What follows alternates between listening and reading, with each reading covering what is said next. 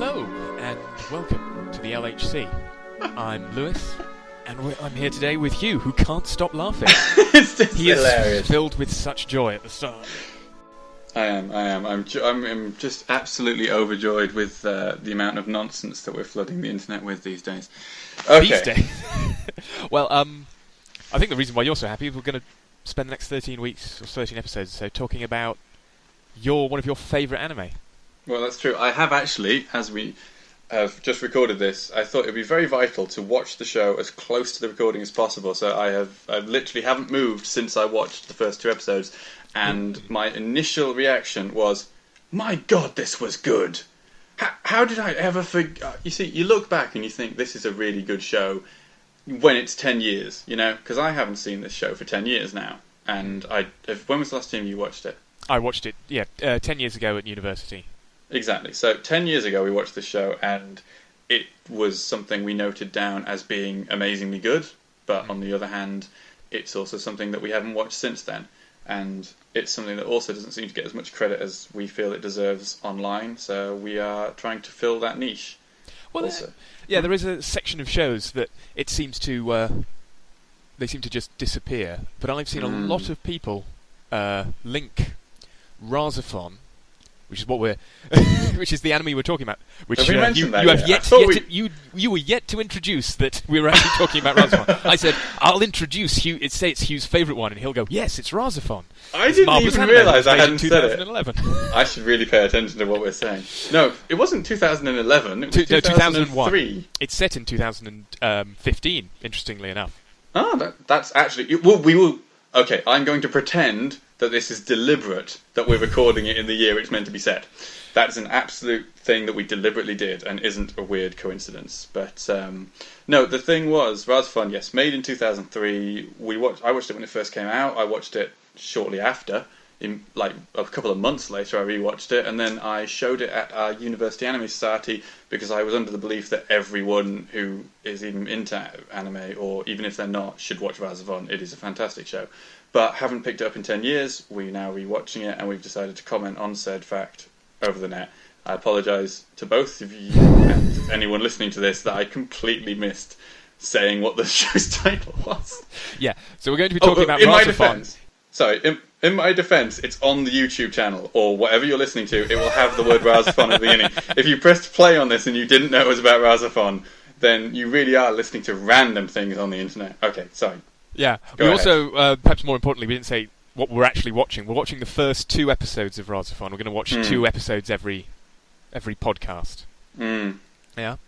Yes. And this was made. You say it was made in 2003. The ADV release was in 2003, so it was released by ADV in English-speaking territories in 2003. It was released in Japan in 2001. So, a little brief before we get into the actual episode content. I will be watching my official ADV DVDs in the English, with the English dub. Mm-hmm. And I shall be watching it also, ADV DVDs release, in subtitles in the original Japanese, so that we can have both views on the audio. So, well, one thing to note is that they are the official subs, so any fan subs that came out before that anyone might have seen, we won't know things, but generally speaking, fan subs don't tend to differ so much from the primary release, the official ones, except in the case of something like Gurren Lagann, where the official DVDs release kind of ruined Kamina's catchphrase, but that's kind of in a different world entirely. But okay. Then there's something we should address then for young people who may be listening to this podcast. Young people. And they're thinking of watching. Stop making a sound. I'm in my 20s. I'm not going to say how old I am, but I'm in my 20s, as are you. Stop talking about young people. Younger people. Because the company in which you can get these DVDs from doesn't exist anymore. No, it's a damn shame. I liked ADV. We met ADV people all the time. Yep, at conventions and such. They Yeah, were always exactly. very lovely. They were, and we met the voice actor. I was trying to work out all the voice actors who were in this that we've actually met, and I worked out it was probably most of them, but I couldn't remember. I'm very bad. I should have made notes, but we've met how many, I can think of 10, 15, leading voice actors we've met over the last 10 years, but can't for the life of me name many of them. Monica Riles one, she's definitely, hundreds of well, not hundreds, but certainly 4 or 5. Well, indeed, if I can hold you there, we will talk about Monica Rao when we come to it. If it's all right, can we hold off that until? No, absolutely, yes, absolutely. To be fair, it's an English voice actor, so that one's my territory. You haven't even had. No, I am so talking to you about Monica Rao and about RahXephon. But I don't want to offend her. What if she hears this? When it turns I can't be mean. We're not going to make it sound mean. It's up to you. I try and avoid being mean whenever possible, but with Monica Rao's work, I often end up accidentally sounding really mean. Just like just now. Sorry. I try to avoid being mean, but then when I see this one person... I try to avoid being mean, but then I open my mouth and things happen. Right. Anyway. So, right. Anything else we need to get done? We've mentioned the name of the show. That was absolutely vital. Yeah, we've finally managed to name the show, and we're watching 2 episodes of it. Yes. So, okay. The last few things I would say it is a super robot show. Technically. Super robot show. As far as I'm concerned, it's a proper super robot show. It's put right there, right next to... I've seen people say that this is just as good as Pat Labor or World Space Force. Both of them are fantastic shows. Well, you're going to take the ways it links to obscure anime that I won't have seen. Certainly. Not that I'm calling Pat Labor obscure, but it is something I haven't seen. Certainly. Quite a lot of the references you make will go straight over my head. But one thing that we should note as well is that a lot of people do say that it is basically someone watched Evangelion and thought, I can do that, but maybe theme it around a couple of different things with an older cast. And frankly, if that happened, fine. Absolutely, it's a fantastic show. It's very similar to Evangelion in a lot of ways, but in my view, if you liked Evangelion and you haven't seen this show, watch it. You'll love it. It's many ways better and certainly similar enough that you'll enjoy it. Okay, should we actually get stuck into the episodes? Well, if it's could I just say the thing that I wanted to say? Oh, I apologise. I interrupted you again. I've really got to stop doing that. All right. So RahXephon, it was not the first, because there were about 2 series made before it, but it was one of the first shows made by Studio Bones, who were alumni of the Cowboy Bebop Bandai group, the people who made Cowboy Bebop. Bones have done some really good stuff. Yeah, and so after that they left and they made their own studio, Bones, and they are still making good shows today. I am watching a show this season that's made by Studio Bones, Blood Blockade Battlefront. I am not watching this.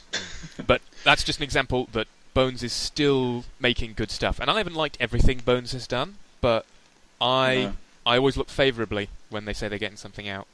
Yeah, no, they're a good show. When you consider this is, I think, their 3rd full TV series that they made, it's quite amazing, isn't it?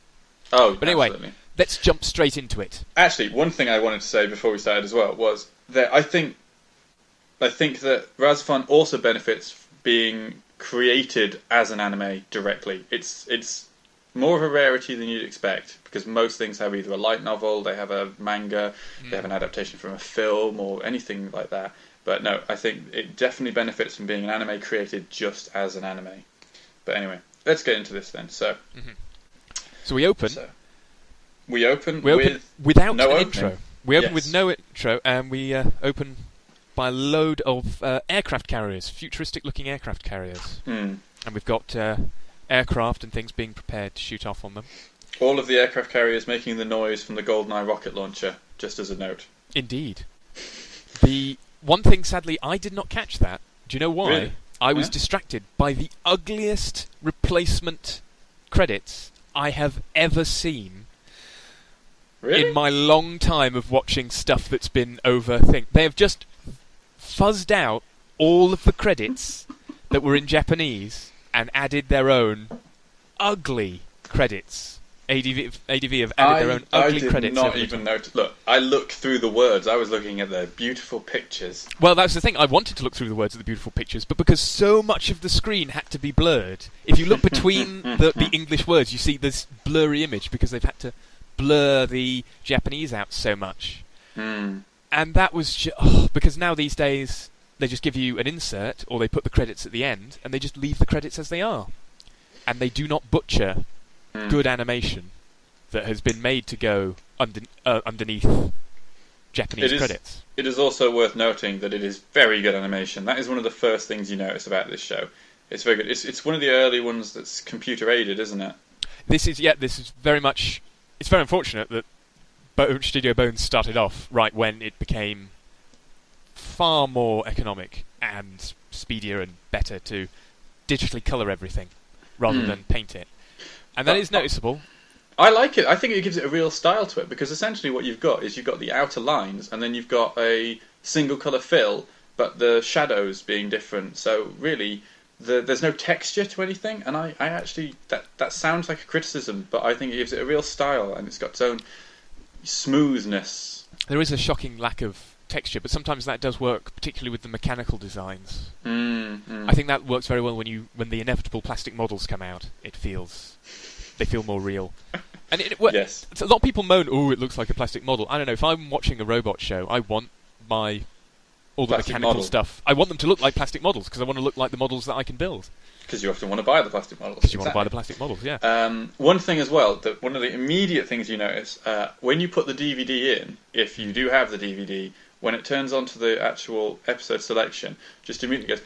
It's the music just hits you straight away, and the music of this is absolute genius. It really is fantastically well done. Certainly get to the music, if that's all right. An episode. No. I was mostly saying that it occurred to me that your first impression isn't actually what we're talking about when the opening first thing happens. is the DVD. Yeah. The very first thing is your DVD menu, and your DVD menu, you're just like, oh my god, something's going down. It's going down hard. It's going down now, and I've got to be involved.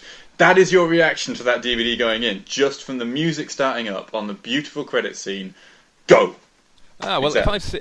if I was talking about the DVD menu, I actually had a hard time getting it to work because it's a very badly made menu, I think. It works with having little different shaped blots next to the selectable items, and the selected item is not the highlighted blot like every other thing in the world, but instead the darkened blot is the one you're highlighting. I had that my was very DVD hard for me to get. I had the DVD in the laptop, so I had a mouse. I just clicked on it. Yeah, you just clicked on the thing. No, I was running it on my DVD player, and I had to switch, of course, my TV down to 4:3 because this was made before the era of widescreen. I know, it was weird watching that again, isn't it? Anyway, so once we've seen the Magical Mech shows, we get a brief flash. Well, these are... Sorry? The aircraft carriers, if anything. Aircraft carriers and the aircraft. The magical mechanical items. Anyway, we get a quick flash of a lot of characters who we will not see, we will not speak to, and we will have no interaction with for a good few episodes. 2 episodes, yeah. We see a lot of them, and we see there's a lot of information that is communicated in that short sequence that I was very angry about because I had to watch it twice because it is ruined by the blurriness of the credits. But we see a watch with 2 different time zones in it. We do, yeah, definitely. We see Quan, who stands out because of her noticeable character design. I'm not going to bother hiding, a mysterious person who comments on the music. I wondered about that because I realised the whole way through this, Haruka isn't named at all, but she's in it a lot. And we're going to refer to her as Should we call Haruka, or should we just call her that mysterious woman with the shades and the incredibly impractical heels? Yes, incredible. We'll talk about the impractical heels later. Okay, yes, fine. We'll talk about the names. Okay. So anyway, yes, I admit, there's a lot of communication, but I don't think there's as much communication there as there is in the next scene. Because the next scene, it cuts to... After it's shown you the aircraft carrier, you get a brief showing of what appears to be Jupiter on the Jupiter on the surface of the Earth. Yeah. And then we cut to our main character. So we cut to Ayato. This is the first impression we have of Ayato. And there's so much. There is so much in this scene that is nothing vocalized. You just get, first of all, you pan over the paints, and okay, so he's a painter, he's a creative type. He's just done a piece of art that's in front of him. We see the piece of art, and it's immediately good, so we know he's a good painter. But also, his alarm clock goes off, suggesting he's been up all night doing this painting. It's been far more important to sleep than him.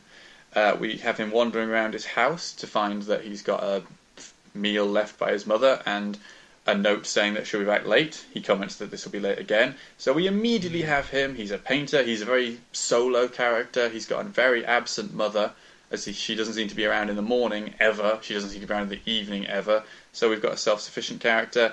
And we also then have him on camera. There's shown quite a lot of monitoring devices if you look in the background and things. Well, yeah, it shows him leaving his room, and we see him through the image of a camera, which gets us the idea of monitoring. But then that immediately cuts to Haruka. Yes. But if you look at all the buildings and stuff, there are actually quite a few cameras throughout the show, all over the place. And the theme of him being monitoring is a theme that is absolutely prevalent throughout both of these episodes. Yeah, that he is monitored. And so it's one of the first impressions. Yes, it was only one person specifically monitoring him at the time, but that just with very, very little dialogue, just him on his own, we get so much about our character here. Now, before we rush on ahead, the painting that Ayato... Now, the painting is very important, isn't it? Very, very important. It's pretty much one of the linchpins of the whole series, really. Which, considering you're seeing it, you don't actually get any references to it for another quarter of an hour in any way, and it never specifically says anything about it. But the painting is of a girl standing at the edge of a cliff, looking out over the ocean. There are some birds nearby, and it's also quite an abstract piece. There's circles, lines, blocks, which seem to be in the sky or on the ground around her. It sort of had a bit of a Dali... I mean, I'm not very good on art, but it had a kind of Dali look to it. But all that... If you just pause it on that painting and have a look at it, having known the rest of the show, the painting is so... It's just like... It's almost the creators just going, should we just put as much as we can in one image, still frame? Boom. Well, there we go. Speaking of the creators, I have tried as hard as I could to find out exactly who made that picture, because, of course, someone on the design team... If you're dealing with animation, everything needs to be designed and drawn. Who drew it? I could not find out who drew that one painting, but it does seem... I think it's a solid bet that Akira Yamada, who is the director, did that one. Because Akira Yamada, this is his first time directing a television anime, but he's actually had a huge amount of experience in anime before there, as a mechanical designer, as a character designer, and is basically just the head of all design for many, many series before. If I just look up his IMDb page, he has only 5 directing credits. RahXephon was the first one, 2001, 2002. And he pretty much did not direct anything after that until 2012, where he did Space Battleship Yamato, the 2199 revival. And he's done pretty much everything to do with that afterwards, all the way up until 2014. His major credits are all in the animation department and the art department, doing concept designing and working on doing concept design and mechanical design and character design. So that is his major focus. He also wrote the screenplay for this first episode, which shouldn't be a surprise.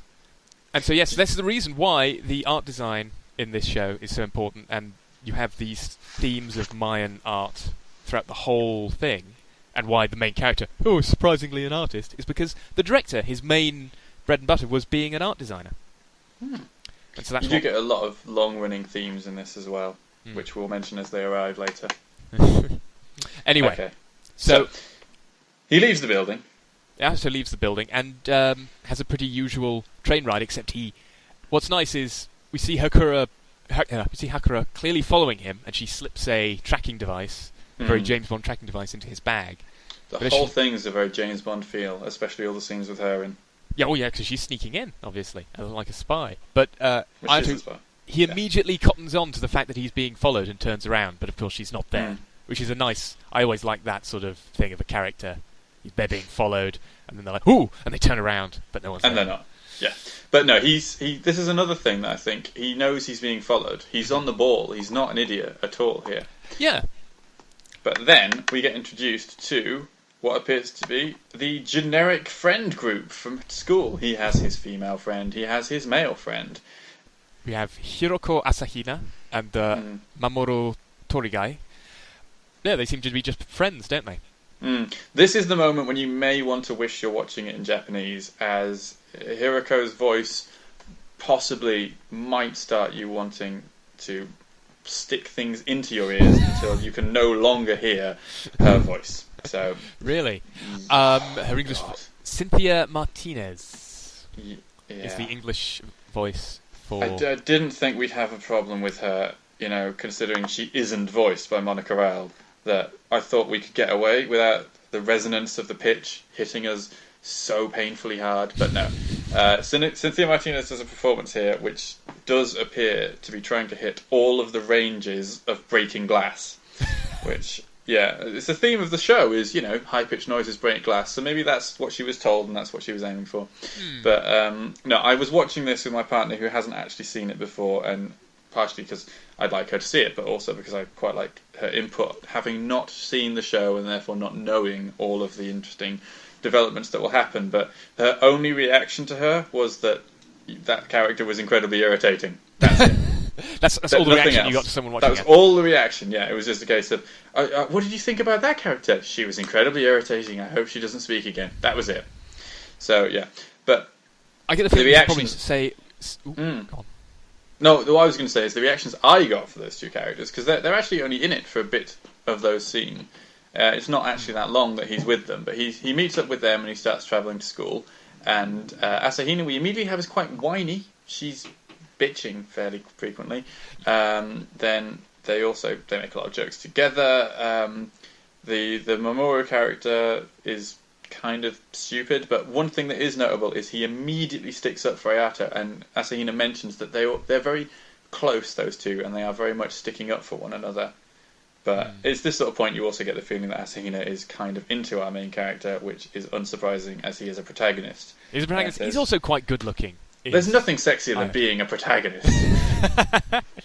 We're going to talk a bit more about Asahina when she becomes important. I thought I'd just say Cynthia Martinez has done quite a lot of stuff. She's done things that you might have seen her in, Huw. She's Mayu in Elfen Lied. I recognise the voice immediately. She's Mayu in Elfen Lied. And again, Elfen Lied, that's one of the only characters whose voice really annoyed the crap out of me. Oh god, I saw something I thought you would really know. Excel Saga. Yes, that's she's the other Excel one. Saga. She's Excel. She's Excel in Excel Saga, and again, Excel. I had to switch the audio to Japanese. That's the only time that I've started a show in English and switched it to Japanese, and it is entirely because of Cynthia's voice. Cynthia Martinez's voice as Excel Before is we what start made me change. Rapidly alienating more American voice actors, I will go on and say that Asahina's Japanese voice, which is Yumi Kakazu, Yumi Kakazu, is my pronounce. It's in the. No, it seems to be pronounced that way. Kakazu Yumi is very good in Asahina. I actually didn't get a sort of screechy thing at all. She's very nice and a very sort of good girlfriend sort of look, sounding voice, and I thought she was very, very good. She has done a lot of acting. She is Hisui in Tsukimi Lunar Legend, which is only the anime, though, it seems, not the video game. So, of course, she's in the worst adaptation of one of my favourite novels. She was in... something else that's good she's in. She's Ayame in Inuyasha. She's Sayuki in Initial D. Oh, yes, she's Dante in Full Metal Alchemist. She's both Lyra and Dante in Full Metal Alchemist. So, I had no real... problems with her voice acting, and she was very squeaky. I don't mean any offence to the voice actors at all. I mean, they get cast, so obviously the people like them who create the shows, they're probably quite popular in America, but it's a thing of mine. I don't like that style of character with the really high voice, the really sort of, when you're just really hitting those highs very quickly and quite squeaky it is quite an American way, I think. Okay. Again, now I'm trying to alienate all of America, so let's let's move on then to Mamoru, who will briefly just say again. Mamoru comes up later, so we might discuss him in more thing. But he is voiced in English by Vic Morigana. I can't even pronounce his name. Victor. Do you know how to pronounce his name? No, I'm not going to make a better attempt than you have. But Vic Mignogna, isn't it? Yeah, Vic Mignogna. They're incredibly famous. That I now feel embarrassed that I can't say his name. I think you've met him, haven't you? I think we have met him. I'm pretty sure he was at one of the conventions we were at. I think he was at IACON once, and he's a nice dude. I think he's done a lot of. What was he? Live action dubbing. Well, if you look at his website, he's done a fair bit of Christian gospel music. Oh, cool. Which is exactly what you'll know him from. Exactly. That is exactly what I know. That's what I'm all about. For those starting, by the way, that is what I'm all on. But yes. To be fair, what I know him from is Ed Elric in Full Metal Alchemist. Yeah, he is Ed Elric in Full Metal Alchemist, and that's quite a lot of famous stuff because he uses that voice very well. But yes, anyway, Vic Morigana... For such a minor character, we don't need to go into the voice actors entirely. Hirofumi Nojima plays him, I think, perfectly well in in Japanese. He gets for these 2 episodes, he gets exactly what he needs to get across, which he is. Yeah. He's the more chill of the 3 friends. Yeah, when we get to the scene in the next episode when they appear, I think we can talk about those 2 in detail. But right now, we only really get a brief introduction to them before the train crash. Yes, then there's a train crash, which happens so. 1 minute they're on the train, and then there's a train crash. It's not like the sort of show where they go, oh my god, there's a train crash, and there's a huge deal about it. It cut, and I literally did not notice when it crashed properly. It was just for 1 minute they're on the train, then they're in a crash, and I went, oh, did I miss the crash? Did I blink and miss the train crash? I also had that thing. I rewatched it to be sure. What happens is they're on the train, there's a bit of a shake, then it cuts to the secret agent guys who are following Hayato.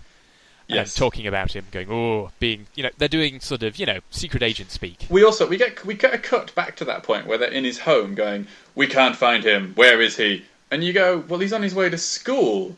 Are you really that stupid? I mean, are you kidding me? These secret agents go, there's no evidence of him in the home. We don't know where he is. Well, if he's not in his home and it's about 8:30 and school hasn't started yet, he's probably somewhere between home and school. Mm-hmm. Frankly. He is probably between home and school. That I also thought that whole scene was a bit weird. Yeah. Also, when you find out all the stuff about it, why are they screwing up the note of his mother? I will be back later. I mean, what is the purpose of that? They're like, oh, better screw this up in case he hasn't read it and he doesn't realise his mother will be back later. Maybe that will give us some sort of advantage over it. There's no reason. There is no reason for those characters to be having that discussion. So we have now got the mysterious woman who is Haruka following him, trying to keep an eye on him, and we also have a lot of spy people. However, you do get the feeling... No, but the thing is, you do get the feeling that one of them is relevant more than the other, because one of them is clearly a character. She has a different style, she has different hair, she clearly has a voice actor who's quite famous. The others are phoned-in voices in the way of agents. They are basically Matrix agents. You didn't like the voices for the agents? No, I like them. They're perfectly good generic agent voices, but they're probably a major actor doing a just generic agent voice for the background, so we don't have to hire anyone new. And sometimes they're a little clunky, their dialogue. And they look at their design. Their design is, I had a quick sketch between lunch because we needed some agents to follow him. So, yeah. It is very unsurprising, and spoiler alert, the agents aren't relevant for that long. I don't know. I would say there's one very important thing in terms of foreshadowing that the agents provide, but I think it takes a while. I think before we'll get to them later. So we're in the crash. Ayato sees that both of his friends are injured, and he helps them. Well, he does, yes. But and then he heads out. I think one thing of note is, if you look at the crash, he looks up and down the train. Nobody else is moving. Nobody else is up. Ayato seems to get up, wander around, and go, I better help these people. Nobody else is up at all, and I think that's worth noting. I don't know. I think I'm going to have our first official disagreement here and say that's because that's easier to animate. Yes. You just have a still frame and you move the camera around to actually have people going, oh, I'm in really, pain. I have 2 further scenes to back up my point when they happen. So okay. I will bring them back up later to have our disagreement, and I will try and win.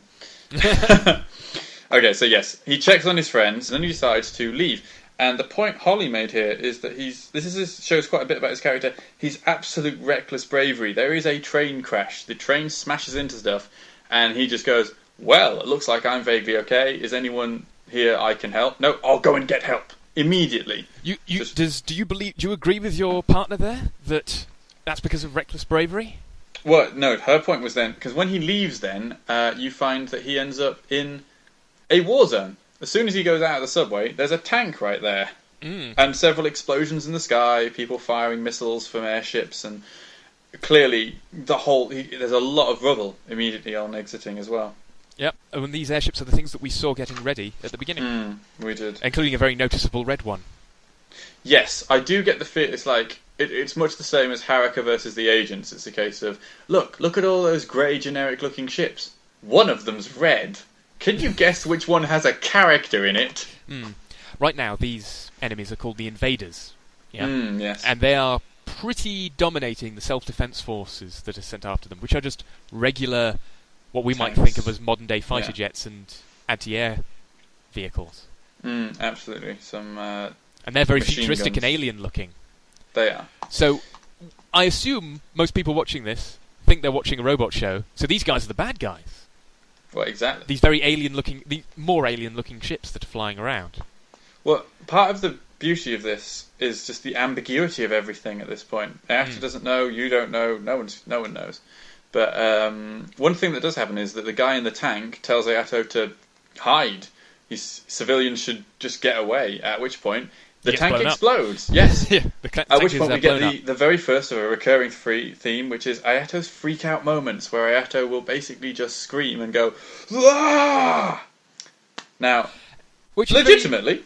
I think it's very legitimate, as in someone who is not used to violence, seeing some violence. Well, I think, the thing is, though, one thing that I think is worth noting here is that the guy talks to him. The guy opens the top of the tank and says, "Hi, I'm a person, I really exist, this is actually going on, and I'm showing concern for you," and seconds later is killed.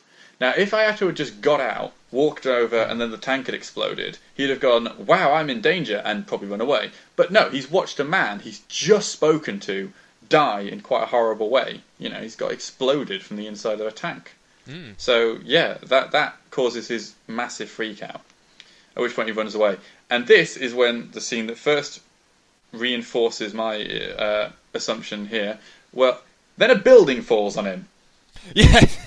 I'm sorry, a building falls on Ayato. Now, no, he does. Look, okay, fine. When you cut back after the building has fallen, there is a massive metal sign on him. He is covered in rubble, and other than that, there isn't a scratch on him. He gets up, he can still walk, he can still move. He's just like, "Oh, I'm a bit tired now." A building fell on him. That's literal concrete. Not a proper building, solid slab of concrete crushed him or anything. But we are saying here that he was hit by quite a big amount of shrapnel and pushed under a sign and nothing. He's fine. I don't know. I think that's just a lack of consideration for how it appears. I think they might think, "Oh, it's a robot show. People survive rubble." But yes, that does look pretty deathiness, and it highlights kind of Ayato as the chosen one quite a bit. That's my point. That was the point I was trying to make here, is Ayato is the only one on the train to get away from this without any wounds at all.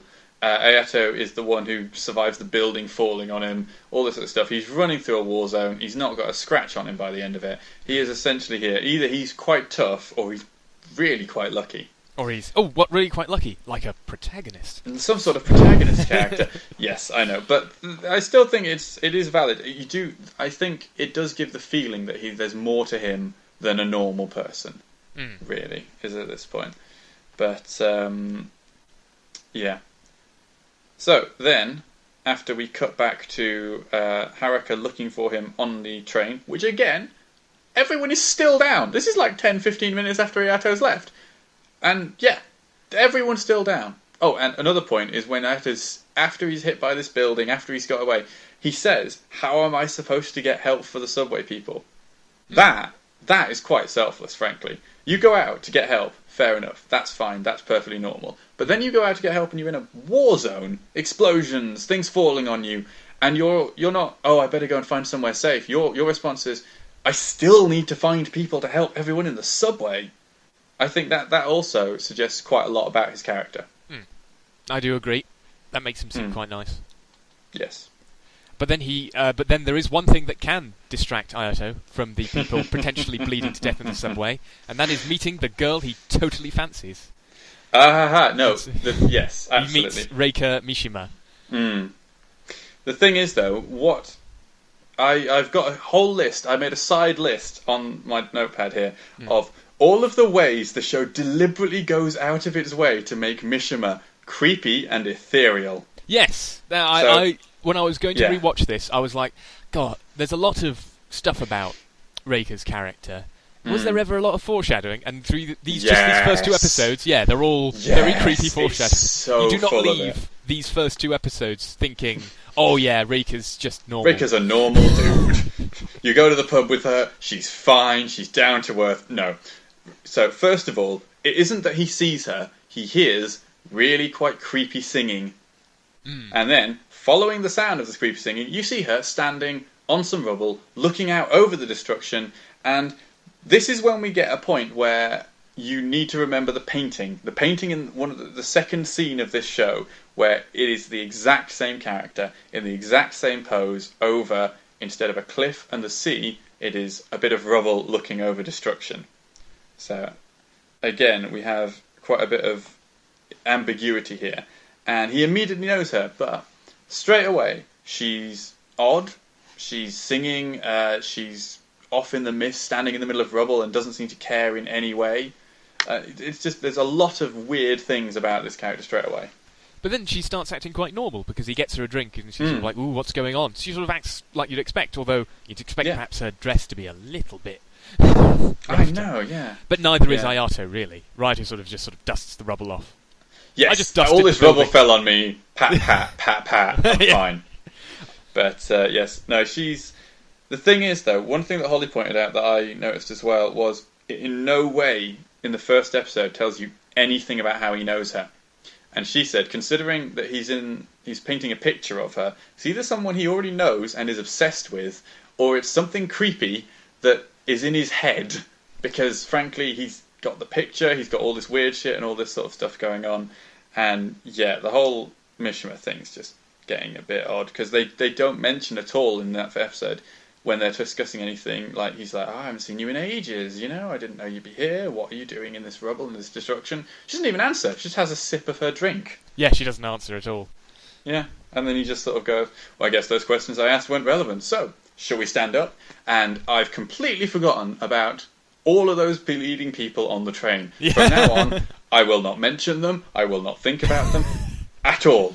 And I think that isn't actually, you know, a lack of foresight, or it's not anything about the character. I think it's a really interesting point that she completely knocks all of the priorities out of his head, and he then starts sitting down and relaxing, having a drink with her.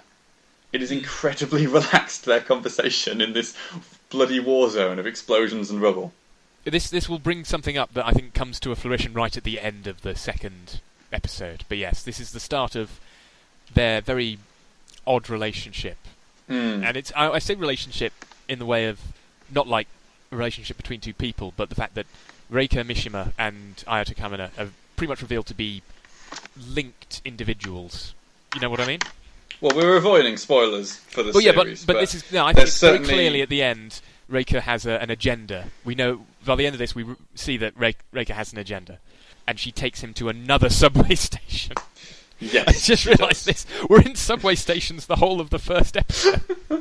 The thing is, the subway station here is an interesting one, but before we actually get to the subway station properly, we get the launch of the first what the hell spacecraft.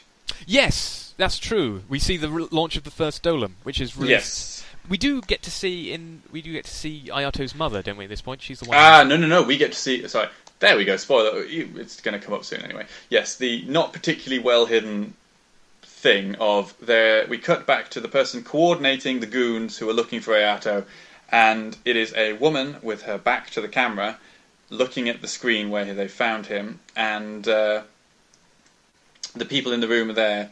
Are communicating with deference to her, and yes, it is Ayato's mother, but we're not really aware of that at the time. But this actually brings up a point that you need to know it's his mother at this point to actually understand, which is firstly, she looks at him on the camera and says, we have located the Olan, go and retrieve the Olan. Yes, if you look at it from the first point of view, it just looks like another person looking to get at Ayato.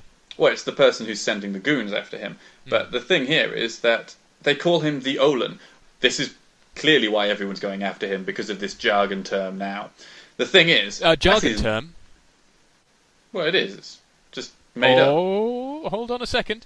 Is this actually an orchestral term that I... No, this is a Mayan term, because Olan, the thing you stated there, it is based off the language of the Mu, which is based on Nahuatl. It is pronounced Nahuatl. It's an ancient Aztec language. And it's used as the basis. They sort of adapt it to turn it into the language of the Mu for RahXephon. And Olin means movement in this language. So, movement, or the thing that moves. And because, as we'll find out later... I'm fully accepting that the word might mean something and have a real term. The reason I refer to it as jargon is because it's his mother. I mean, she's there looking at the screen. I'm fully aware... She refers to it as a thing. Yes, that says a lot about her character, but the thing is that it's there to make you know he's special, he's unique, but it's also there to distance them. And she knows his name. It is very, very likely that everybody there, since he is apparently the Olin, it is incredibly unlikely that everyone in there doesn't know his name. I mean, for a start, the goons walked into the house where he is, not referring to him by his name but by his character class, basically. You are essentially describing him as an object. You are making a lot of distance and putting his humanity aside at this point. But yeah. So Ayato is in the underground station. Oh, actually, no. We station. didn't even really cover the Dolums, to be fair. Oh, sorry. Okay, so the Dolum. Because the Dolan goes up, and it looks vaguely like a person in sort of a crucifix. Well, it looks like a way winged of standing, thing, doesn't it? It looks like a sort of a kite shape almost. You've got this big It's sort of got- manta ray shape, and It is kind of a lady's manta ray, head but on it. it is a lady's head. Well, no, the other one's more related. It's a head, or you've got arms sticking out, and you do have a sort of manta ray style V for the rest of the body. But you also have a halo on it. So it's a halo. It's quite a lot of religious iconography there as well. The halo only exists to Really? shoot lasers out of it, as far as I know, but why is the halo shooting lasers? You could have that from any particular point. Why I does it think have that to be a looks halo? pretty. I think overall. It does. I But don't there's think- a lot of other halos later on. Well, a halo isn't just a Christian thing. It's I a know. chakra point. Oh yeah, absolutely. No, fine. But even a chakra point's getting into it. That's a debate about whether chakra's a religious thing. Anyway, It is. moving It on. is a religious thing, and indeed, there's lots There of you go. Buddhism actually that is sort So- of combined with the Mayanism in a way that I'm going to bring up later. It's like All right, fine. Well, my point simply being that it's got a bit of a religious element, and I do think I stand by that the Dolums aren't really machines, and they aren't really seen as technology, but they're treated with a religious reverence by the people using them as well. You think these are sort of religiously important to the people using them, who we will introduce later? Yes, no, the people who are sending all the nameless goon people, The nameless Anyway. goon people. nameless goon people as they are. So But yes, this actually succeeds in, although also smashing a lot of the buildings, it does actually manage to hit the invaders. It totally turns the tide of the battle way towards the defenders at this point. We see that there appears to be some sort of shielding around them. The invaders don't really have any chance against this. Even the red and one. Ayato refers to it is that a secret weapon of the defence force? Yes. So again, we're kind of unsure of who to root for here, because the Dolum, they look a lot more like your usual super robot bad guys. Yes, they really do. But we seem to care a whole lot more. But at the moment, if we're looking at things from Ayato's perspective, and Ayato is really the character we're supposed to identify with, because we're just we don't want them confused as destroying to- our city. Yeah, we don't want the invaders attacking the city. So, should we root for the Dolums? But the Dolums don't seem to care about the buildings much either. No, the Dolans do not seem to have any sort of civilian safety in mind at all here. So they Yeah. run away to the subway station because of the Dolum. So, yes, now, finally, Ayato is back in the subway where he belongs. It's the natural habitat of the common or garden Ayato. At which point, he finds that as he goes down the stairs, looking back, Mishima has managed to find some amazing symbolism to stand in front of. Yes, as he goes down the stairs, she stands with the Yeah. wings behind her. She does. She stands in front of a picture so that she has angelic wings sprouting from her back, according to the perspective of him and the camera. Well, she has And wings it's- spreading from her back, yes. Yes, but it's held on her for quite some time, and it's again more of the so Mishima is more than she seems. Ooh, sort of Yes, aspect of the ooh. show here. At which point, then we have some nameless goon agents appearing. Some nameless goons appear, and Mishima Disappears. quite luckily. Mishima is phobic of anybody with Ayato. As soon as they appear, boom, gone. Yeah. So goons appear, but right now they seem quite normal. That was the thing. If I can go through this scene with you, Yeah, absolutely. so Ayato comes down the stairs. Ayato sees the two goons. The two goons say, we work for the government. We work with your mother. Which they do. Totally legit. Yeah. Yeah. No, they don't mention his mother. They just say we work for the government. We say with the government, can you come with us? Yeah. But then the guy gets a bit rough with him. He jacks him, and he's sort of. Well, no, the thing is, he says, he's like, really? What's going on? And the guy goes, we don't have time to explain. And frankly, up to this point, they're perfectly reasonable. They don't have. There's explosions. They don't have time to explain to the 17-year-old boy why that he should go with official government agents in the time of war. But yeah, Yeah, and when they get a bit handsy with him, he kind of resists. And then they straight up point a gun at his head, and I have written in my notes, no reason to point a gun at him. Yes, the reason to point a gun at him is so that you can write on the inner barrel, hello, we are the antagonists. The thing is, I think at this point, I think it's there to reinforce the unsure nature of it. If it's a case of they turned up and they said, we're here to protect you, come with us, and then they took him away protecting him, Ayato would feel quite strongly that they are the defence people, they are part of the government, he's totally on their side, and we should totally root for the Dolams against the people invading.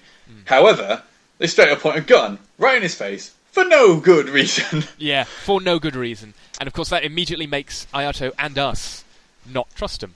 Yes, exactly. So it's really there to keep him on the back foot, and still not knowing what's going on, where his trust should be, and where safety lies as well. At which point they get kicked in the face. At which point they get kicked in the face, and we have the proper introduction now of Hakura Shito, as she kicks the shit out of two guys very nicely. In a very well-animated sequence. In heels. In heels. This is the point I was making earlier. There's quite a lot of scenes of Haruka running around, kicking people, doing all this stuff, in heels. Oh, yeah. Now, that's firstly impressive. That really is quite impressive, but why is she in heels? There's no reason for her to be. She's there as a spy, but she's not there as a spy. James Bond wants to go in a cocktail dress with you to a party. Yeah. Then you're in heels, fine. You're in heels, you were going to a party, but frankly you'd have pumps in your bag so that you can change into them when all the spy crap happens. But no, she should be in something like steel toe cap boots at this point. Yes, she really should. You know, something that... anyway, she should be able to blend in without having to wear bloody heels.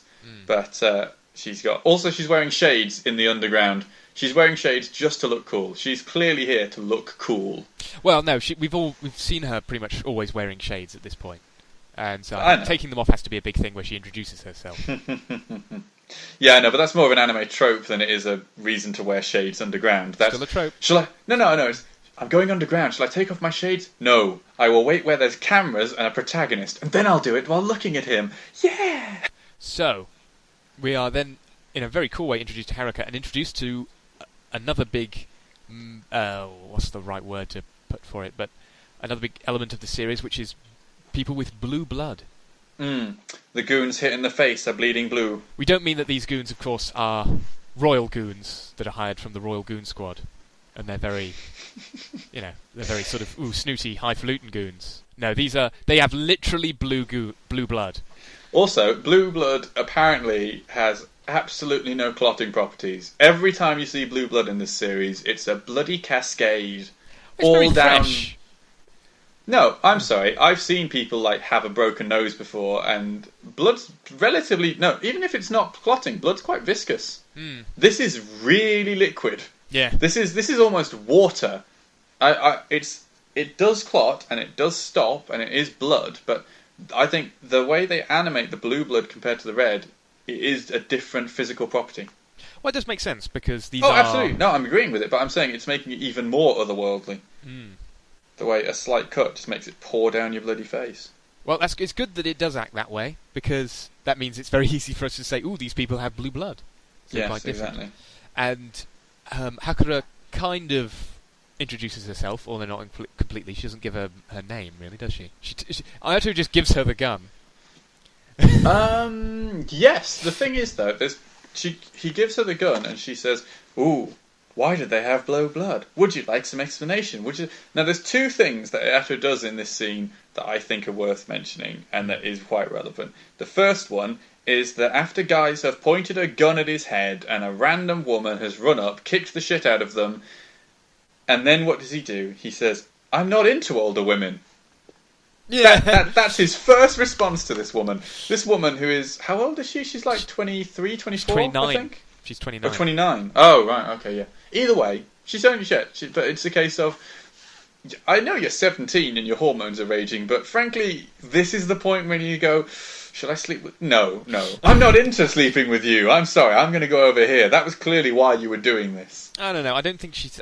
it's because she says it in kind of a seductive way, I think. I know it is. But this is my point, is that they cannot be on screen together without flirty dialogue.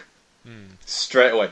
And yes, I'm fine with that. I'm actually totally okay with this. I rather enjoy their flirty dialogue. But It's just so out of place. He's in the middle of a war zone. He doesn't know where the woman he was with a minute ago has disappeared to. All his friends were in a train crash earlier that he's completely forgotten about. You know, he's just been grabbed by random goons who pointed a gun to his head. Someone has then fought them off, kicked the shit out of them, revealed magically weird blue blood, and his reaction is, "Hey, sexy lady, let's have a bit of a flirt. I don't like older ladies." I don't like older ladies. Exactly. But the second... Still the greatest anime ever. You've just gone on and said, nothing in this first episode makes sense. And the main character is both, sort of divinely protected and incredibly inconsistent. I'm afraid that my partner will confirm that I can both love something and criticise it constantly. It's just who I am. Well, no, I don't. I actually think this inconsistency does make sense. Cause I think it makes sense. No, I do totally think it makes sense from her point of view as well. Really? Not going into spoilers or anything, but she turns up and she's trying to get Ayato to go with her. She's totally trying to get him to go with her. He wants to come with her, go escape. She was trying deliberately to get him to both trust her and go with her. And if you are an older woman, not older as in, beyond the point where you can look incredibly seductive to a 17-year-old, but she turns up in a short skirt, heels, sunglasses, and then goes, "Look at me, aren't I sexy?" to him. And then it's a great tactic to try and get him to go with her. And it was also... Well, come on, it is. No, come on. No, absolutely. I think it's a good tactic. So the way she... And also, again, not going into spoilers, but it's a case of... She does have motivation to try and get Ayato to like her physically, to come with her. She wants him to trust her, but also to be attracted to her. So it's fine. It's completely legitimate that she's all flirty. And then, so his response of, "Stop bloody flirting with me, we're in a war zone," to that effect, is fine. But anyway, I said there were two things that Ayato did here that bothered me. Not bothered me, but I think say a lot about his character again. So he's just seen her... The goons clearly wanted him. She's turned up and saved him. She says, "Come with me, I'll explain everything. They've got blue blood. I'll tell you what's going on. I'll tell you everything about the world. I'll tell you all the secrets." He says not interested and tries to leave. Indeed, and in the Japanese one where she says, "That's not a way to treat somebody who's saved your life," he does say thank you, and he says thank you in a very sarcastic way in the original Japanese. Sort of goes, "Oh yes, thank you so very much for saving my life," and then he just turns off and walks away. This is the thing. How many protagonists have a complete lack of any,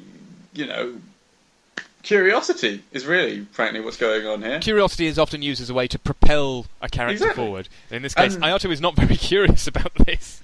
No, it's just Ayato's like, "I'm actually good. I don't need to. I want to be somewhere safe where I can help people who, blah, blah." And he also kind of just wants to know where Mishima was. But this is when Mishima is seen behind Haruka on a train. So apparently during this fight, she's mysteriously managed to get on the train behind her and gestures that he should probably join her. At which point he runs and jumps onto the train. Mm-hmm. And the train locks itself down immediately.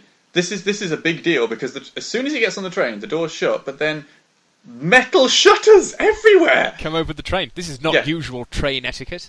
Again, his first response to the metal shutters coming down is to go, "Oh shit, I'm trapped," and he tries to smash the bloody door off. Haruka on the other side is like, "Oh god, no, he's getting away and I'm, losing him," tries to get into the train as well, and then the train pulls away. But the moment Mishima is appearing, because she suddenly disappears when he gets on the train, and then immediately she's there and calms down, sits down, no issues whatsoever. "Oh hey, how are you doing? Where did you go?" "I'm here, it's fine, let's have a seat."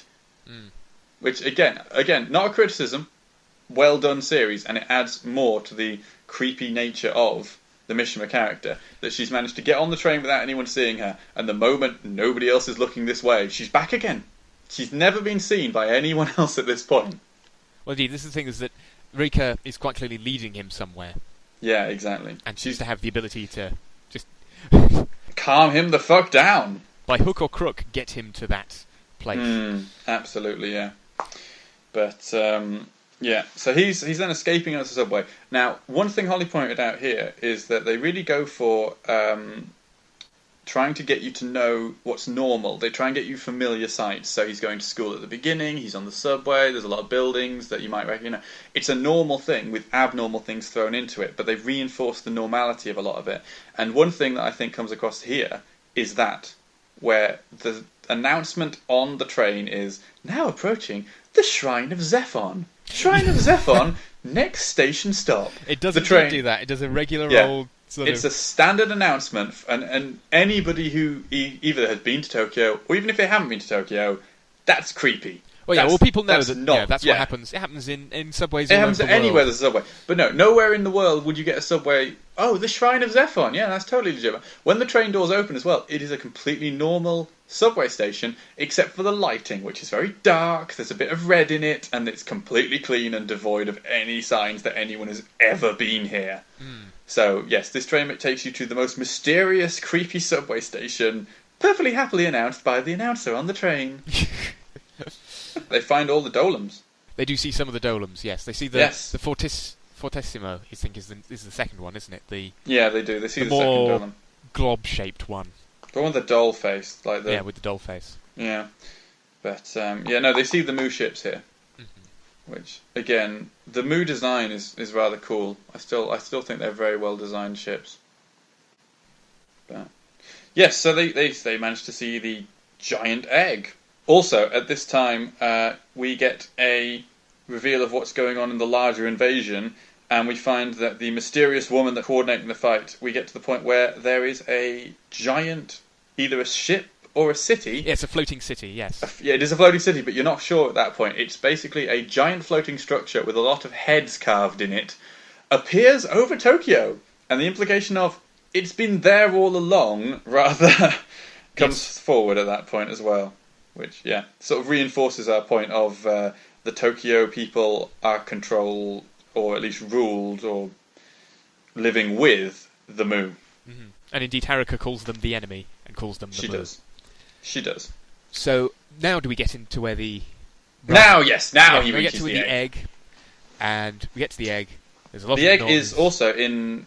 It's in a mysterious underground cavern with the sky painted to look like the sky. The ceiling looks like the sky. There's a lot of floating structures here. But also you've got the river floating here as well, where there's no viable reason why the water would just keep flowing down and pool and everything. But you have a giant egg. At which point Mishima turns to Ato and says, in his head, not through his ears, just directly into his head, that it's time for him to... And at that point, there's a cracking of the egg, and the episode ends, I believe. Well, the cracking of the egg... yes, so we have a lot of sound starts being played. An aria is being played, and Reika also starts singing, and that causes the cracking of the egg. And Ayato seems very disturbed by this, and he falls to the ground. And the moment I heard him sort of say RahXephon, all separated into little chunks, my brain went Persona. Yeah. Persona 1, I think the first Persona game was before this, and that did have the Persona bit in it. Yes. Well, this would be before Persona 3, 2001. But before Persona 3. But after Persona 1. But even then, for some reason, I don't think it's intentional at all, but it did make me think of Persona when that... The thing was, I've been thinking quite a bit of the Shin Megami Tensei stuff the whole way through, but I was going to get into that just when we finished. So, the egg cracks, and we have a giant wing comes out, just the one, at which point our ending credits roll. Yes, so the ending credits roll, and we do have the ending credits song. Now, the ending credits song is great. I really like it. It doesn't come up the first time you hear it, obviously. But what's really fantastic about this is that, unlike most times, the ending credits actually change the music every time. It's the same song, but a different verse. And there's, I think, 4 variations on it. Sometimes in English, sometimes with a different voice actor. Sometimes, the singer changes, the lyrics change, the language changes. And I really like that. Every episode. Oh, cool. I did not notice that. No, yeah. Well, I really like the song for a start. I have it in full. The actual full song is basically just stringing together all the different ones that were on the ending. But also what's really good is that song is written completely for this show. It is about the show. It isn't some popular band just taking one of their hits and adding it on. Well, indeed, both of the openings and the closings are written for this.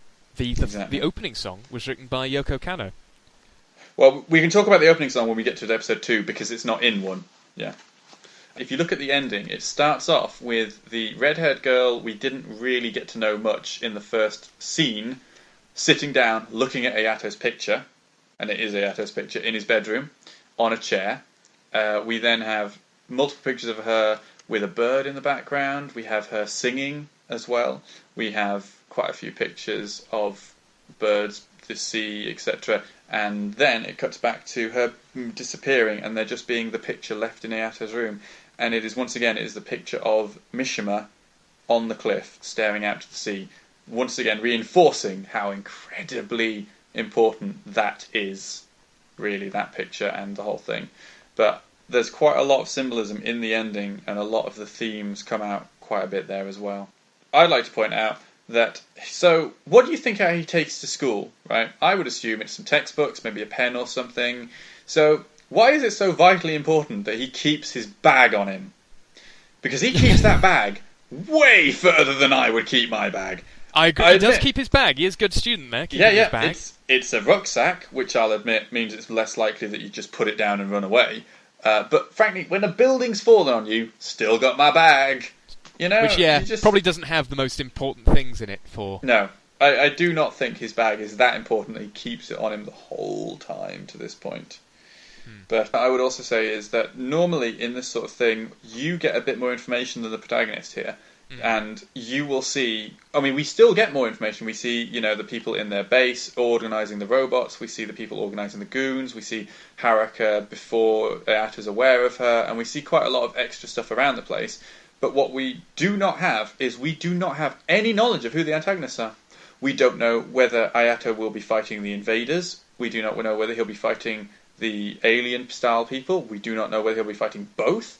Will he be against Haruka? Will he be with her? The audience is kept as confused as Ayato is, and Ayato is definitely confused here. He still doesn't know what's going on. He has no knowledge of any of the motivations of any of the people, what they're here for, and neither do we. And that is unusual, because normally we will have the reveals so that we know who to root for. I think this is good, because the whole point is to make you identify with the main character a lot of the time, and we very much identify with Ayato's confusion. Exactly, that's my point. I think it's very well done that it's a good decision not to tell us who to root for. Because at this point, we root for Ayato. We root for him to find out who he wants to root for, and then we'll root for them as well, frankly. We'll continue rooting for him into episode 2. So the opening of RahXephon, which was written for it by Yoko Kanno, the incredibly famous Japanese composer. She did not do any of the other music. The music on the whole for the TV series, or this marvellous music that you keep on praising, is due to Kiko Hashimoto. And there's a very nice interview with her in the DVD box, a little short interview explaining what she thought was nice and sort of little key words she liked to think about when she was making the music for this show. But the opening was done by Yoko Kanno, who a lot of people will probably remember from Cowboy Bebop and Ghost in the Shell Standalone Complex. Right, so we start off with the RahXephon climbing out of the egg, don't we? Yep, we have the RahXephon. Well, we really start with Mishima whispering in his ear again that he needs to awaken and, break out of the egg. So he seems to have magically appeared into the RahXephon. There's no actual transitional shots at this point. You just sort of find him collapsing at the end of the first episode, and by the second episode, he's in the giant robot. That's what he's for. He's there. I don't think we see any images of him piloting the giant robot at this point. No, we don't. We have absolutely no internal shots. We have no knowledge of... To be fair, you don't even really know that he's in it. He basically collapses and is told to awaken, and then the robot's doing something. Yeah. But all the robot does is hovering. It just hovers. Well, RahXephon gets up, and I believe, doesn't it blow away a lot of the invaders and severely damages Fortissimo? No. First, it just flies up and hovers. And I think it's very vital to point out, in a hand-shot first kind of way, that they shot first. The invaders see it and go, what is that? Including the red one. Yeah, the red one then leads her entire squad, it seems, to blast it. They all fire missiles, they all hit it, at which point we have RahXephon attacking with a beam of light, just fires out and destroys every ship completely, apart from our magical red ship, which has a character in it. And she then escapes. Now, one thing I think is that the series is full of vaguely defined weapons and attacks. At this point, RahXephon has just destroyed a lot of people with a blast of light. There's also, just after this, the Dolem is attacked by RahXephon just holding its arm out. It just thrusts its arm out, and part of the Dolem's face is ripped off. Now, it's attacked with... It's like telekinesis, force, sound, light. Most of the attacks that these do, it's not your I have a thing, I hit you with my thing sort of mech show. It really is the will of my energy. Well, I think that seems fine with me, because RahXephon is clearly a super robot show, and it's kind of this is the super mode of RahXephon. Although I think what's important to show here is RahXephon has wings on its head, yeah? Yes. And throughout this whole fight, the wings on RahXephon's head are folded down over its face for the most part. And this becomes an important motif throughout the series about how in control Ayato is. Yes. And so the wings are down, and we don't have any knowledge of him. Well, yeah, the wings are down, and what it is, it's sort of... I think it sort of represents Ayato's state of consciousness as far as controlling the RahXephon goes. And we only have like a little peek. It sort of peeks open its wings to fire its blast out at the things, and then closes them up again. Yeah. But again, purely instinctual here. The RahXephon is quite clearly sort of a powerful supernatural thing. We're going for giant robots as sort of almost deities. And so I find it not that unusual to see that RahXephon just does this sort of general gesture and damages a Dolem. Now, it was very interesting. I was looking at the Wikipedia list of the episodes, and it incorrectly states that the invaders are led by Fortissimo. It's not. Oh, really? The invaders are actually fighting Fortissimo. They see RahXephon and decide to quickly try and shoot it down before it can defend itself, but of course they fail. But the Wikipedia article makes it seem like Fortissimo is leading the invaders, which is not true. They're having a fight. They're having a fight that RahXephon intrudes upon. Yes. Okay, now, at this point, we cut back to our mysterious not Ayato's mother figure, which is talking to her people, at which point they're saying, what do you feel went good, what went bad? And she expresses the opinion that everything went according to plan. So what we have here is that it seems things are going very well for the mysterious organisation of goons who point guns at children. Huw! Which is always what we cheer for. I forget, Huw. Was she eating perhaps some potato chips while she was doing this? Sort of all according to plan. Yes. Yes. Now, the first thing that happens here is that she says, "What?" We just sort of cut to the next part where the RahXephon is back being in the egg, well, the shell of the egg. It's completely inert, and the pilot has been, quote, extracted. Which is sitting on the egg, isn't it? It's just sitting in the egg. Yeah, the egg's still open. It's just the egg's open. It's just sitting in it, half submerged in water. And they say the pilot has been taken away and taken to a medical centre. At which point we go to Ayato. Now, the first thing that Ayato does, the very first thing, is ask about Mishima. So she's on his mind. He's clearly a little tunnel-visioned about this particular situation, because it's not, am I okay? Were there any casualties? What's going on? It's there was a girl with me. Is she okay? Has she been brought here? Yeah, and they don't know where she is. He's let out of the hospital pretty quickly because he's not hurt. Yeah, again. Yeah, again, he's not hurt. But he goes. He's walking around the hospital, and we do get a little bit of. We see the propaganda. We see the media saying that we've bravely fended off the invaders, who are no answer to our giant mechs. By the way, we have giant mechs. Isn't it awesome? Then in the car. Now, firstly, he's in the back seat. He's not in the front with her, showing quite a difference in the whole dominance relationship here. Or it's either that he's forced in the back by her, or he just wants to be slightly away from her. They're not talking. He's looking out the window. They've clearly been driving a short way. They don't seem to have exchanged any real words. So there is a lot of distance between him and his mother. He then asks if it's okay that she took time away from the lab to come and pick him up. And she says, well, of course, my son was injured. Of course I do that. And he says, I didn't think you were that sort of mother. So... Is that what he says in the English one? Yeah. Well, in the Japanese one, it's slightly different. He does say, is it okay for you to have got off work? And she says, of course, it's my cute son was in trouble. She literally says, kawaii musuko. So she literally says, my adorable son. And he said, I I believe it's translated into English. I'm not sure what the Japanese was because I wasn't trying to completely internalize all the words. But he says, he says something more sort of like, that was unexpected of you, or so that's an unusual side. That's out of character. Yeah, exactly. But it's just again reinforcing that he doesn't expect his mother to be nurturing. Yeah, he doesn't see his mother as a nurturing sort of figure, which is very interesting. I do like in RahXephon how the strong relationship for Ayato is his mother. He does still have a relationship with her.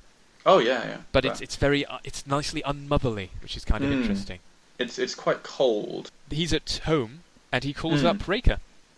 He does. He checks on Mishima. I'm going to keep using Mishima probably. Okay, Mishima checks. Just because I find in this it's very hard when people keep switching names to remember whose surname goes with whose first name. We have him ringing Mishima to check what's going on and if she's okay. Yeah. And she seems to be fine. Yep, we're going to talk next at school. At which point his mother just catches him on the phone. And we find a lot of things about his mother now is that she then redials the number to find out who he's calling. Yeah. So she is rather... I don't think that's unusual. No, I don't think what we've seen in the first unusual, episode. but... We know that his mother is, who we now know is his mother, so... yes. It's quite smooth, actually, because I remember watching it not being confused at finding out in the second episode that she was his mother. It seemed to all totally make sense, because the goons could get into his house... Yes. And they seem to be reporting to a mysterious lady. If you know who the one is, if you knew who Neo was, finding out that his manager at the thing was in on it wouldn't be surprising, frankly. Yeah, exactly. If you know who the big deal of your show is, you probably want to keep a really close eye on him. Exactly. So yeah, having his mother being part of the organisation is a really good advantage here, especially because there's a lot of way, if you're going to bring someone onto your side to do what you want, getting their mother... Well, no, his mother is in charge. That's my point. My point is that his mother being the one who wants him to do something, she's kind of got a lot of time to put that in his head, either liminally or subliminally. But yes, I think it's important to say this is a nice divergence from the usual shebang of doing things, isn't it?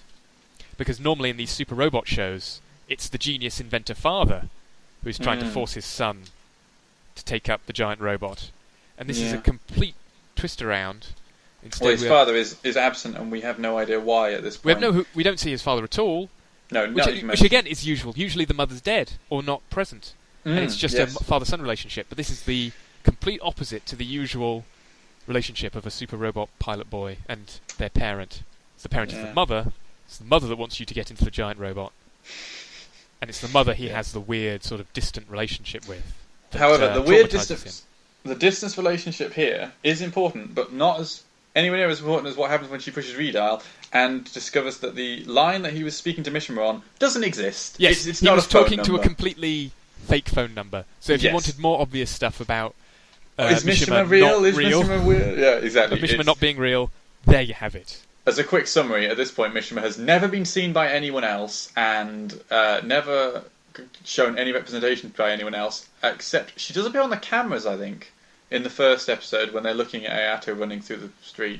Yeah. But I'd have to be absolutely double-checking that because I don't remember for certain, but I do think she was on the cameras. Anyway, point is, this reinforces Mishima being completely strange and beyond... Well, otherworldly. We don't know what she is, like a ghost. Exactly. But then, we cut to school, and he's talking about... dreams. The event and the accident, isn't he? The With first his friend. No. Before that, we have the. It cuts to the school where he's at class. Yeah. And the class is entirely based on dreams and reality, which is just really what school has. Actually, if we're going to talk about that, I have a good thing to talk about. That thing that you didn't hear. That's in the second one. Yeah. Yeah. A phone call. How. And I've written down here English lecture on dreams because in the Japanese one, it is all about. Is all in English. Oh, really? This whole thing is done in very good English by a Japanese person. Well, the thing is, though, he does say it's the work of the people from the University of Chicago. Yep, University of Chicago. They are learning these things, and I believe I'm not sure if it's now or a bit later. Mamoru says, there's no point learning the languages. This is the most casual bombshell ever dropped in a series, in my opinion. It's just a case of, why are we learning things from places that don't exist anymore? And you go, your ears sort of pick up at that, and then it just goes, just because the UK, America, and everywhere doesn't exist. Yeah, everywhere outside Tokyo doesn't exist anymore. Doesn't mean we shouldn't keep an eye. You've still listened to the Beatles, and the UK, they're all dead, and everyone in the UK here is going, "Aw, I don't want to be well, dead." No, he says that there are lots of music and books that are still in English. It's good to learn the language so that we can enjoy them. Which I think, actually, despite the fact that the people who are running Tokyo seem more and more suspicious as these two episodes move on, that's kind of kind. That's kind of nice. Yeah, it is nice. Have your vast artsy education. You need to learn other languages to properly enjoy their art. To be fair, Ayato's containing a lot of arty stuff isn't exactly a big, oh my god, that would be weird, because unlike normal, where we have... This is the thing, a lot of the time you have the main character being really good at mechs, being really good at robotics, really good at science, really good at computers, and like that. No, Ayato's a painter. Yeah, Ayato's a painter. I wonder why. He's a painter, and he's into dreams, and he's into, all this sort of artsy stuff. Well, he's very good at drawing, he's into painting, and that doesn't surprise me again, because the director and the series composer is a designer, he's a character designer. Exactly, yeah. More than a director, so that does not surprise me at all. Now, this is the thing. If you're looking for absolute stereotype, whatever, you'd expect the Mamoru character is going to stay with him as his best mate, supporting him, and get jealous. And then after a while, his jealousy will lead him to try and maybe pilot a mech of his own, and then be all angry, and then he's going to go, actually, it's fine, I realise now that you're the one true god, and I will worship you and be having your back again, bro, high five.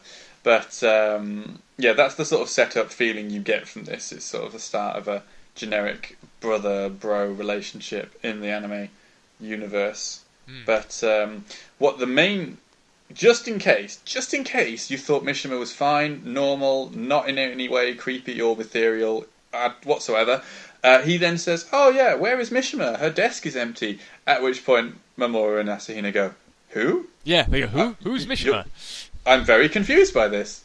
I think you're confused because you're not making any sense. There's no such person as, oh hi, I'm Mishima, I'm standing behind you.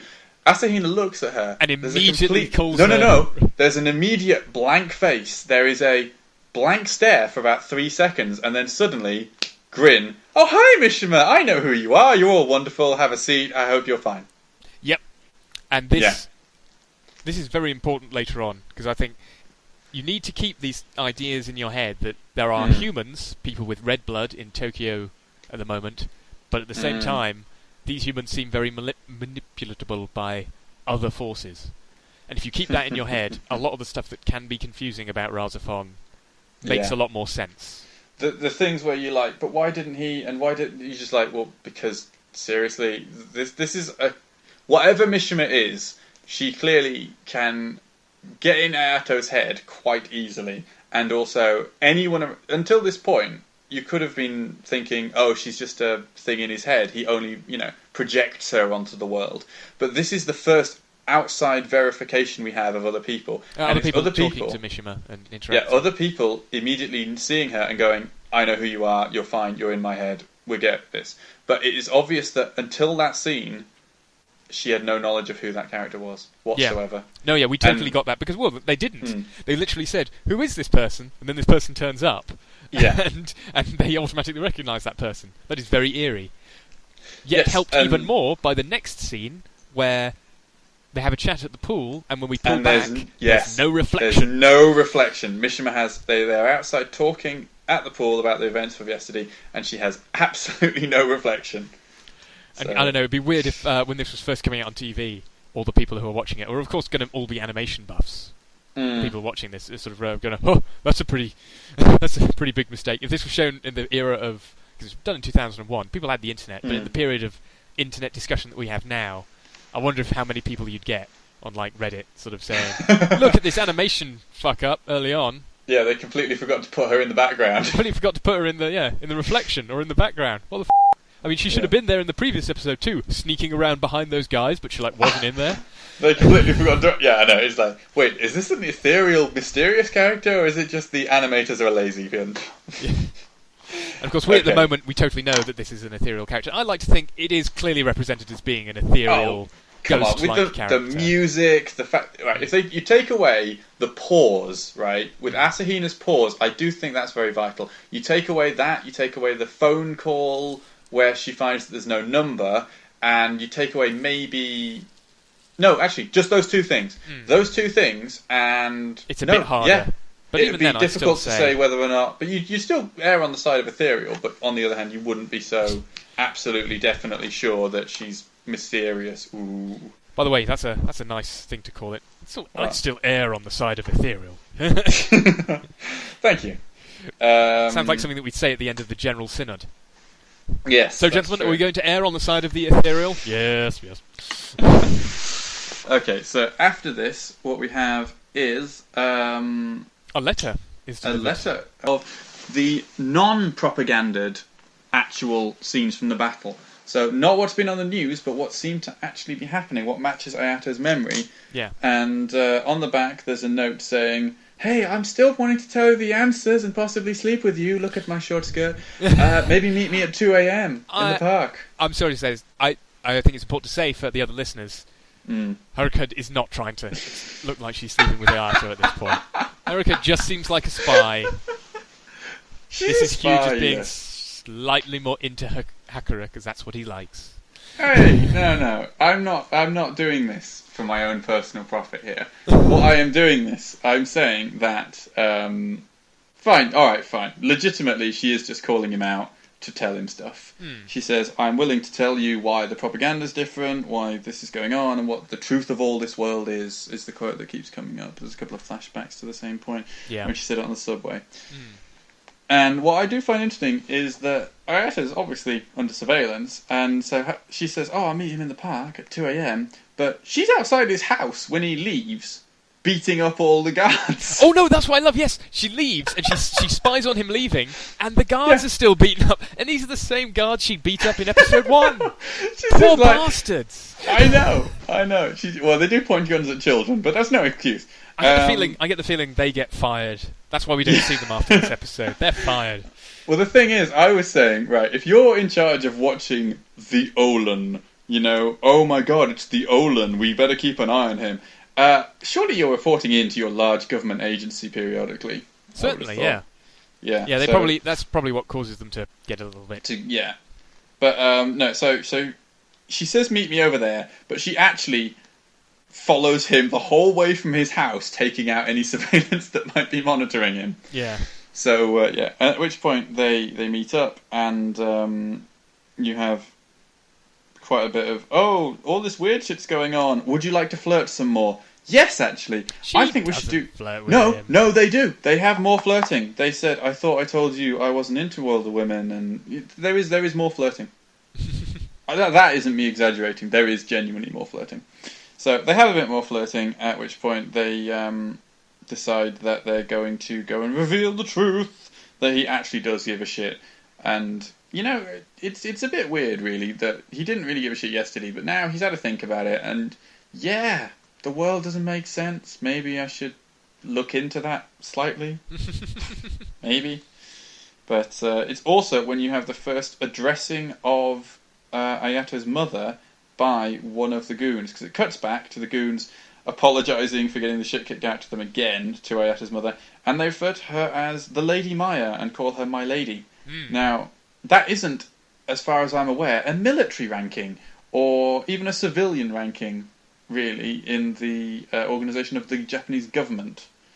So, I do think the my lady sort of implies that it's not the usual hierarchy system here. Yes, it shows that it's got nothing to do with the military, which it isn't. We learn later. So but I think it's the first little hint that this is not a military organisation.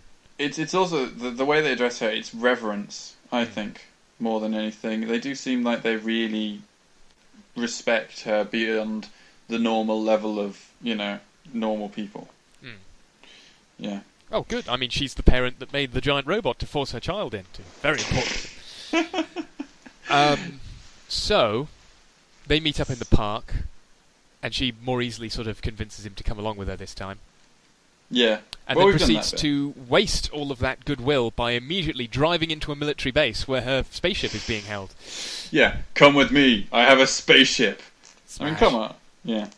But that's absolutely fine. She breaks into the military base with him, gets into the said spaceship, and decides they'll fly off into the distance, into the sunset, and they live happily ever after. It's a shame this was only 2 episodes, really, wasn't it? Indeed, it's a fair shame. But no, Yeah. instead Mishima has something to say about that. Yeah, at which point it then cuts back to them going, wait, why are no cameras working? There's a weird thing that we're detecting entering the space where the RahXephon is being kept. And at which point we find out Mishima is wandering towards it, and there is no cameras that can apparently pick her up, but they can detect her. So again, we get a reinforcement that she is real. She's not in Ayato's head, because other people can see her. She's detectable on more stuff. But she's incredibly powerful, it seems. Certainly can take out cameras just on a whim. But, yeah, at which point she then starts to sing. And at this time, we find that not only does the RahXephon start to move with her singing, but the ship that Haruka is flying Ayato out of the area with starts moving by itself. Yes. Starts moving by itself. She sort of tries to get it to move. Weirdly enough, it shows its engines powering down, but I assume just not going as fast is what they were doing. And but it flies off, and it's sort of, you've got the ghost joystick moving by itself, and moves it towards the egg on the chamber, the Zephon, the shrine of Zephon. And they fly in through the hole in the wall that RahXephon made. And when it becomes really important, Ayato straight up ejects out of it on his own. Well, he ends up in a complete trance. Yeah, he's he is clearly under hypnosis or something similar. But under this sort of control, he ejects himself. Haruka doesn't eject, and the frigging plane The she's ship in smashes into the rocks! into a pillar and Yeah. crashes. And we have a few things happen after that, but later on, Haruka just climbs out of the water. Yeah, she's just How is she climbing- not dead? No, she doesn't climb out of the water. She climbs out of the ship as it's starting to sink, and Yeah. you just go, that is some nice reinforced plate you've got on the front of that windshield. Well, that's It the thing. really is. The windshield popped off. Exactly When my point. Yeah, it's So just she mysterious should have disappeared rocks in wind her system. face. I know. There's also, she's not even dirty from the cloud of, rock spray. Well- Just debris. Again, we've established this pat done. Yeah, Pat, this is the thing. This is the thing that I don't like about digital colouring, is that it does make everyone look too clean sometimes. Yeah. And it looks great for the RahXephon, it looks great for robots and things, but sometimes it does make characters just seem a bit plasticky. Yeah, but at this point, It's Ayato is in a cartoons, total but trance. still. Oh. Yeah, Ayato's in a trance completely here, and Mishima seems to take advantage of this by ordering him, hey, why don't you walk into that mysterious light that puts you inside that giant robot there? That could be awesome. Everyone loves being in giant robots. All the So- cool kids are piloting giant robots, Ayato. Come on. I know, and they're not even running away from it. They mustn't run away. But, yes, because, as we haven't pointed out, while his mother was trying to find him, they did find him, and she's been moving towards this area. She and Goon 1, Goon 2, likely to be fired in the morning especially, arrive on the scene just in time for a random shard to pierce her face, at which point blue blood cascades down her cheek. Yeah, I'm done. Oh, one thing that we didn't mention is that they're repairing the dolem. This one is the Fortissimo, I think. Now, when the dolems are active, also in the control room where Ayato's mother is, you get this weird. Again, I'm using ethereal a lot, but frankly, it's the Ghostly best term or for most. translucent Yeah, image. exactly. There's a person Of the in a pilot. big mask hovering in the cockpit area whenever one of them's activated. So it's clear these things aren't pure technology.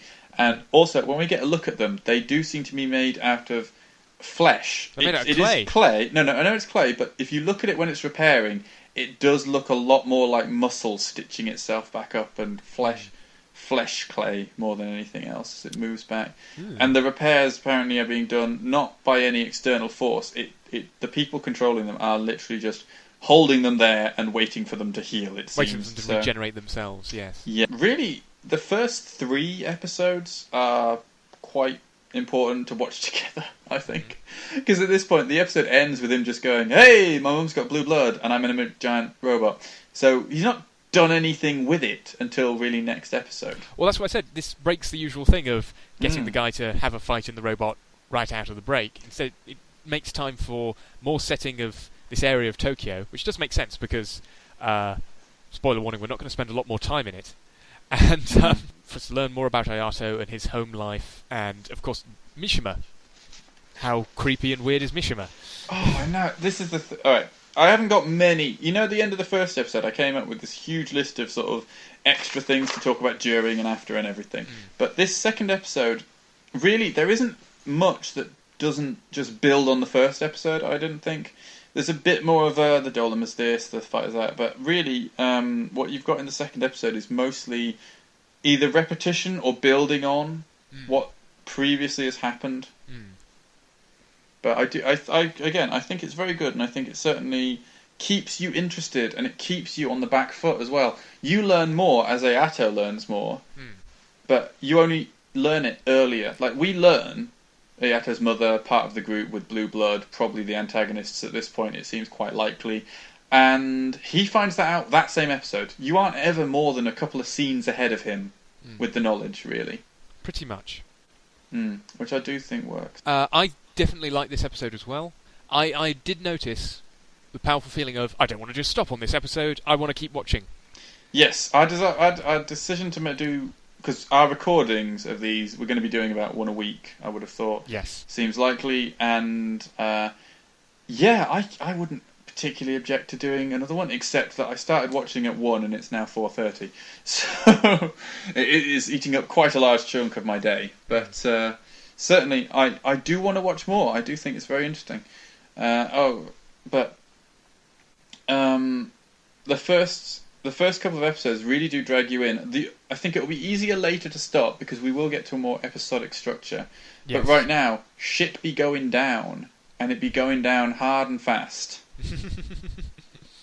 Okay. In a way, the second episode has led us right back to the end of the first episode, which is Ayato is in the robot. Yeah. And I think it will be... I will leave it until later episodes to decide whether this taking your time approach has paid off. But I think at the moment it's nice because it gives us more of a view into the world that Ayato is in. And I mean, and the fact that he believes that there are only 32 million people left in the world. Ah, yes. Which, of course, is the easy way of explaining, and we're shown a map to show that as far as everyone else is concerned, there is just Tokyo. But still, I am liking it. I felt bad that I couldn't watch more of it. And, yes, it is a Moorish show.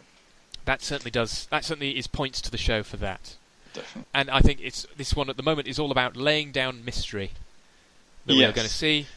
But unlike Lost and other shows basing entirely around mystery, the things they say, ooh, isn't that mysterious, will be brought up again, will be explained properly, and will have a resolution you can feel satisfied with. Yes, at the end, which will only be a few episodes. It will only be like another a bit over 20 episodes long, not seemingly endless. Again, one of the things I really love about RahXephon, it's made for TV, nothing based on, they can put no pacing problems based on the adaptation, trying to fit this in, trying to fit that in.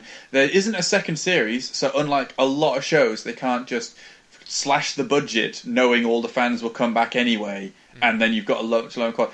RahXephon stays high quality, it stays well done, and it certainly doesn't have any problems where there's a lot of filler here or an absence of something you feel really needed to be told.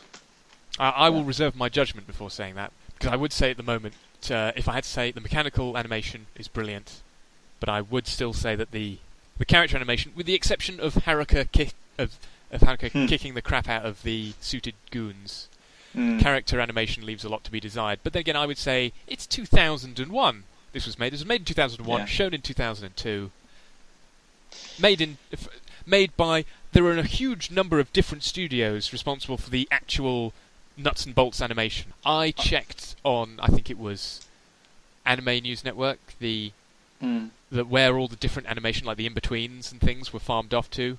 A huge amount was moved onto other studios, because that's what they have to do. I very much enjoyed these first two episodes, and I've enjoyed talking about them. I hope anyone listening has enjoyed listening to them being talked about.